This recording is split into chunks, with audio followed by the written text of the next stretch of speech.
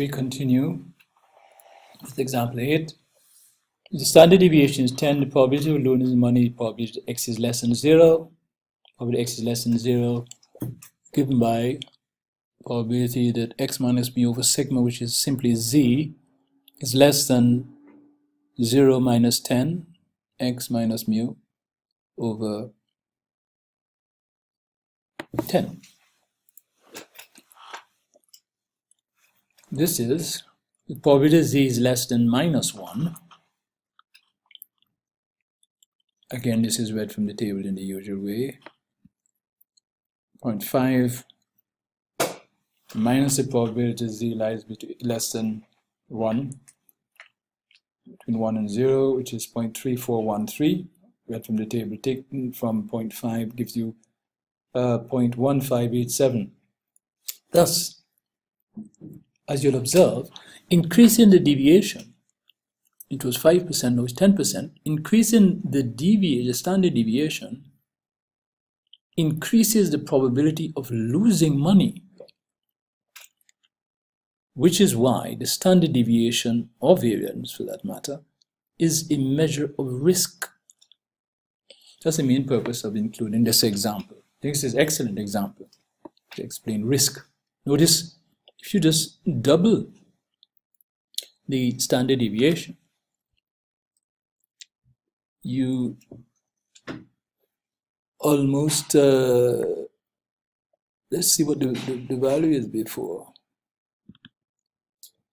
This is 0.2, this is 0.3, and you almost 5-7 times the chance of losing money. That is really tremendous.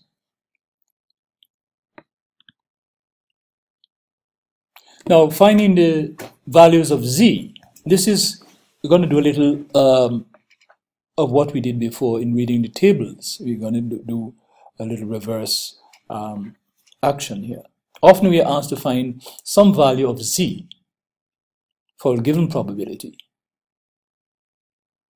That is, given an area A as shown under the curve, we're given an area A under the curve.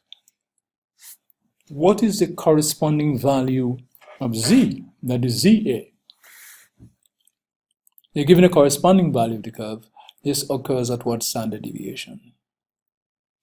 That is, what's the value of z or ZA on the horizontal axis? That is, that gives us this area. That is, what's the probability that z is greater than ZA is equal to A? The probability that z is greater than this value gives you this area. So in other words, you want to find z sub A. You want to find z sub A. Here's how we go about finding z sub A. What is the value of z corresponds to an area under the curve of 2.5%?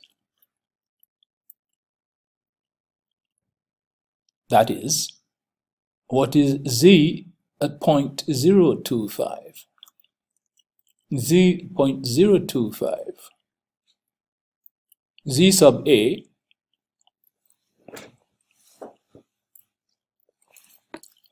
Z sub A 0.25, it says that this area here is 0.25.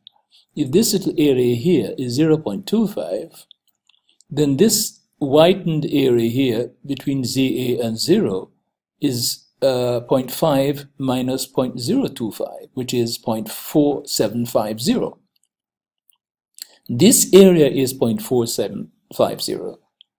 So what we do a reverse lookup. We look in the table, look in the body of the table for 0.4750 or value as close as possible to that. And you'll get a corresponding ZA to be 1.96. That you look in the body of the table for this area, or as close as possible a value to that area, and read the corresponding row value. Hence, the probability z is greater than 1.96 is equal to 0.25. That is, we say that z sub 0.25 equals 1.96.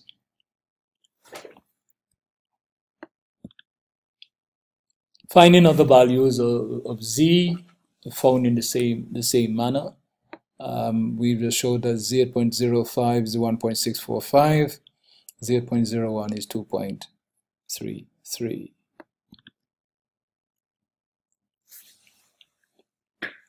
This is just an extension on those values.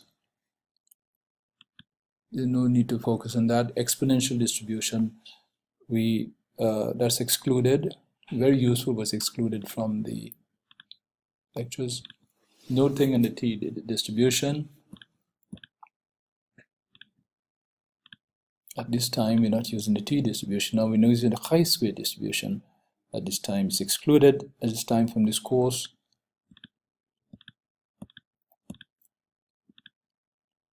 Now the f distribution, that's also excluded. That's all. Chapter 8.